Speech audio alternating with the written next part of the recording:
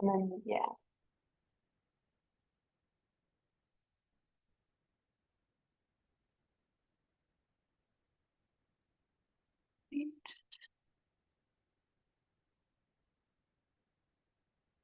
Hi, Melissa, can you hear us? Hi, yes, I'm here. Hi. Perfect. Thank you. Okay, awesome. Well, Melissa, are you okay to be the chair until we do the appointments? Sure. Oh.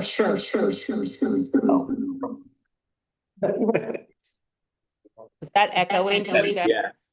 Yeah, I think there's two of you on there. Oh, that's what's going on.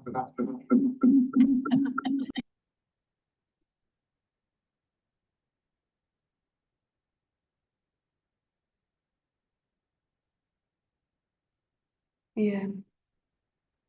All right, try it now. See if that works. Try speaking. Okay, maybe that's better. I think we're good. Okay, thank you. All right, perfect. Well, I'll hand it over to you if you just want to state the date, the time, and then you can ask Derek for roll call. Okay, this is the Tuesday, May 12th, 2026 Historic Preservation Committee meeting. It is 4:38. And Lucy, would you do roll call, please? Yes, and I'll have Derek fill that out. Melissa Childs, Here. Alex Lannis, Here. Carl Schnicker, Here. Maria Samora is absent. Greg Swanson, Here. Sarah Moore. Here. All right, perfect. Okay. We will call this meeting to order, and the first item on the agenda is application review. And we don't have anything for application review today, so we can go to committee business. Okay, committee business. Our first item is committee appointments. Okay, perfect. So it's been a while since we all met, and we have some new faces with us today. And wanted to share the news. You all have probably heard this, but Silverton they've been considered a certified local government by History Colorado, which is excited.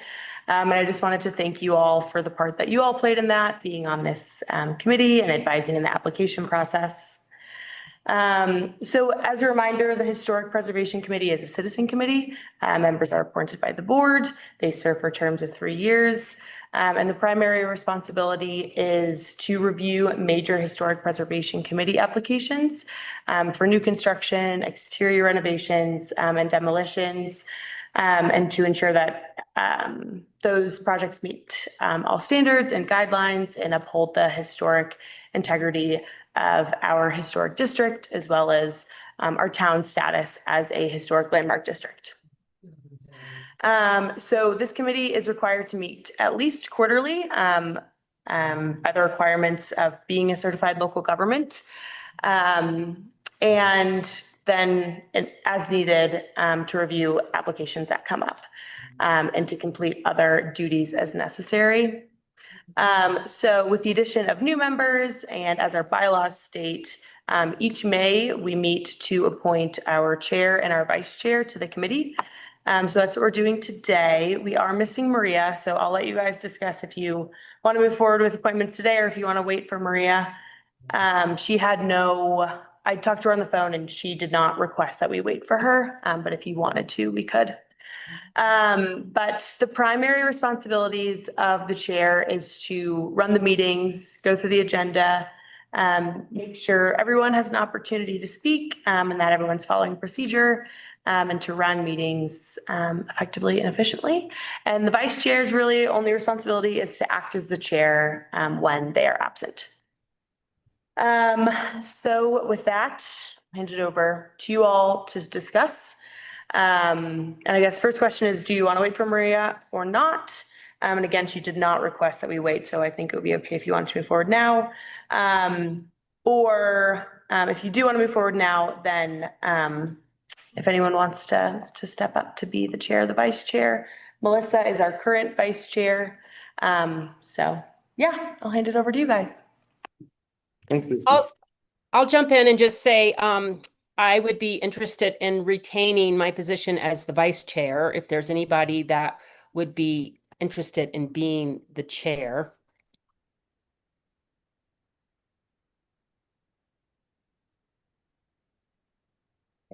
Okay. Up for it. I will, if no one's really interested in being chair, I'm not particularly interested, but I will step in as needed to do my civic duty and chair this committee. So, but if there's someone else interested, I will definitely defer to them. And it's not scary. I can make you a script. Yeah, and I've chaired some organizations, so. Which do we use, Robert? Is there a specific rules of order for this? Bob's rules of order, yeah. Oh, yeah, Bob, so that's great. So much better. Sounds good to me. Okay, Yeah. great. Move to elect Alex Lannis as chair and Melissa Childs as vice chair of the Historic Preservation Committee for a term of 1 year.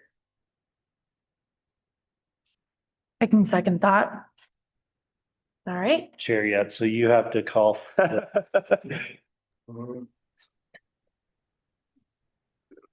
Okay, so let's do roll call on the vote, for the movement to elect Alex as chair and Melissa as vice chair. Melissa Childs, Yes, Alex Lannis, Yes. Carl Schnicker, Yes. he's not here, Greg Swan. Yes. And Sarah Moore. Yes. The form All right, passes. great. Thank you. All right, Yeah, so I guess we can hand the duties over to. to the next, moving to the next, agenda item, is historic resource survey update. Yeah. All right. So the town began this initiative to become a certified local government and further our historic preservation goals it's been going on forever, but really began to get intentional about it about 3 years ago. And in this time, the town has accomplished many of those stated objectives, including the creation of this independent historic preservation committee, the adoption of historic district standards, and procedures that align with best practices, including incorporating the Secretary of the Interior's standards for rehabilitation of historic structures as our guidelines. And then ultimately achieving certified local government status as of January 2026. So the next step in advancing the town's historic preservation program is the completion of a historic resource survey. And historic resource surveys are official reports that are adopted by, our town board as well as the state and at the federal level. Identifying, documenting, and evaluating our built environment, including our buildings, structures, any sites or objects within our area that might have historic resources or historic significance.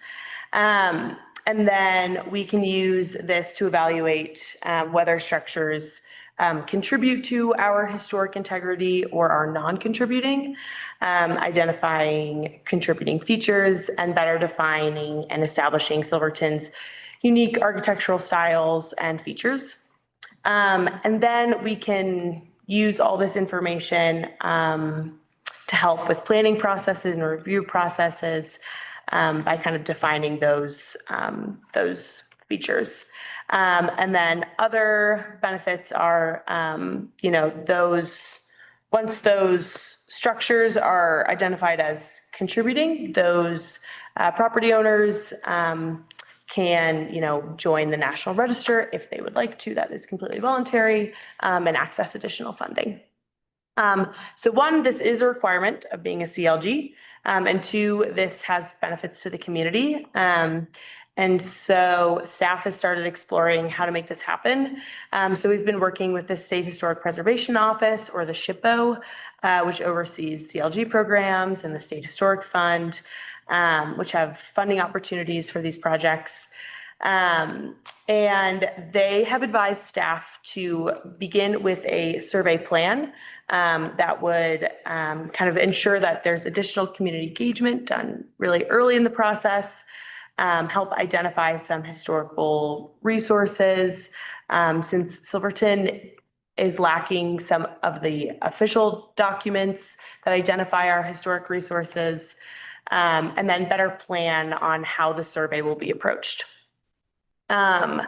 So staff has begun exploring grant opportunities for this, and those are included in your packet.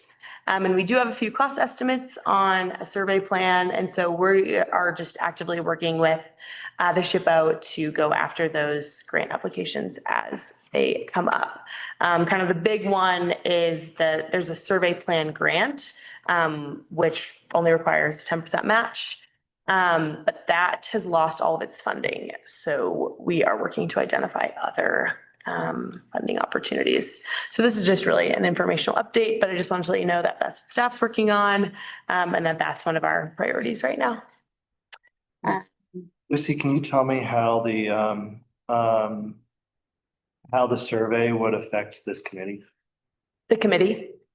So the committee would play a role in the surveying process. You guys would likely kind of work with the firm that would be doing the survey. And not super intensive, just like they would come to some meetings and probably ask some questions, and we'd have some discussion around their findings, how to present information, and how to do community engagement.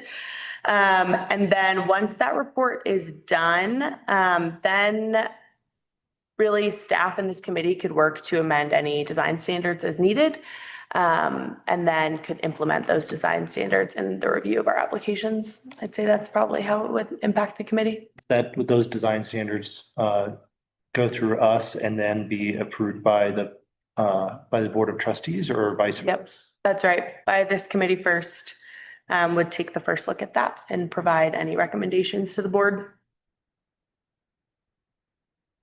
How long do we have to complete the survey plan?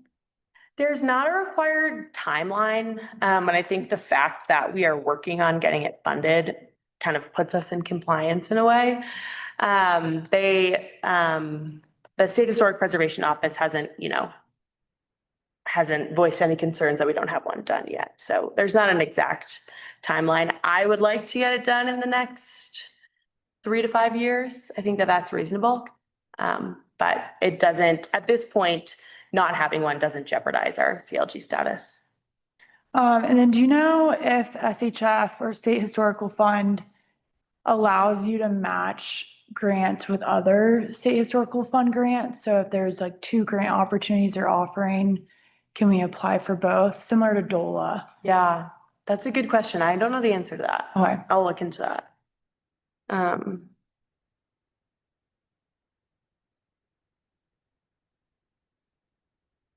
Yeah. And then where's the CLG grant coming from? From For the survey plan? Oh, the one I listed as CLG. that you have? That.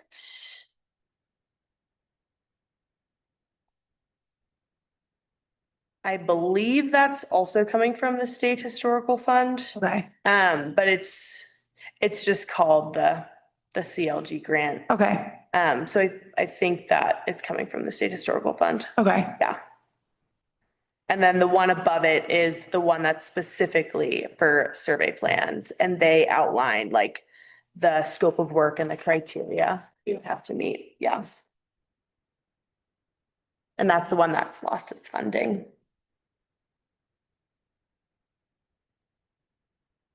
All right. Anything else to discuss on that issue? No? No. All right, then we'll move on to the next agenda item, which is notice of decision. And we did not have any notice of decisions in this packet. And then, but I did want to mention, we missed the amendment to the agenda, but I did want to touch on two things before we adjourn, which is scheduling the next meeting. And then also I wanted to introduce Elizabeth Stuffings to the committee, our town administrator, and just have an opportunity for you all to say hi to her. Yeah, it's really nice to be here with everyone today and to meet Greg and Melissa, I haven't met you yet, but looking forward to meeting you in person. And I'm just a few months into the position and yeah, I know the committee's in wonderful hands with Lucy, so just wanted to take this time to introduce myself to everyone.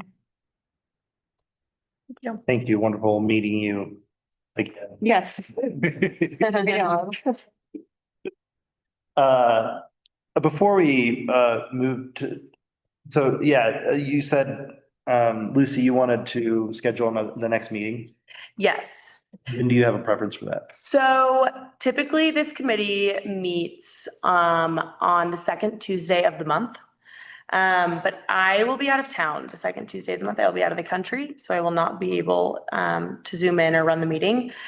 So I'm looking at other meeting dates and what might make the most sense is June 2nd or June 17th.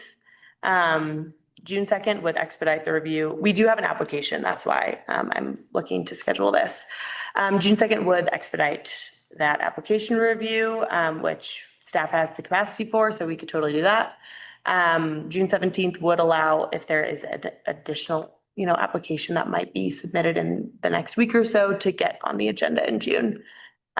So wanted to see what your all availability and your preference is for those two dates. I can tell you, I will not be available at a later date, but June 2nd works perfect for me. Okay, June 2nd works for me as well. all right.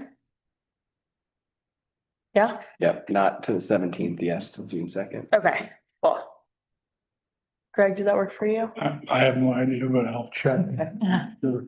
Okay, and Melissa, does that work for you? It would be at 4:30? Yes. Unless Yes. you want to just pick a different time. Okay, cool. Okay, well, that is great. I will get that scheduled. I'll send you all a calendar invite and get that application ready for review on June 2nd. And do we still have a meeting scheduled for June 1st? So we do have a meeting. There is a meeting on June 1st. That is a land use training. So this committee is not required to attend it. However, you are welcome to attend it. And that is a training with DOLA, going over, kind of decision-making processes, ethics, and kind of the power of decision-making committees. And land use. Got an invite for that, Yeah, please. yeah, absolutely. Yeah, I'll send out an invite and some information on that. Thank you.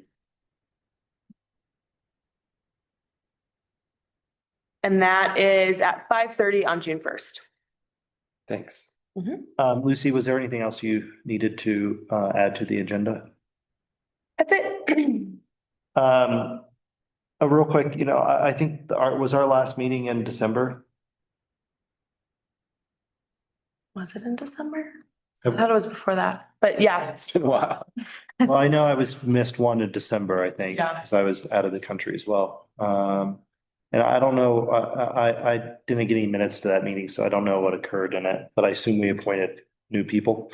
Did we make it? It was the December 15th. Yeah. Yeah, Did we by any chance make an acknowledgement for Mike Garyak and his service to this board? we did not. I would like to do that Mhm. now, just to acknowledge he did for the town of Silverton, and the service that he provides to this board and the town of Silverton and historic preservation to our community.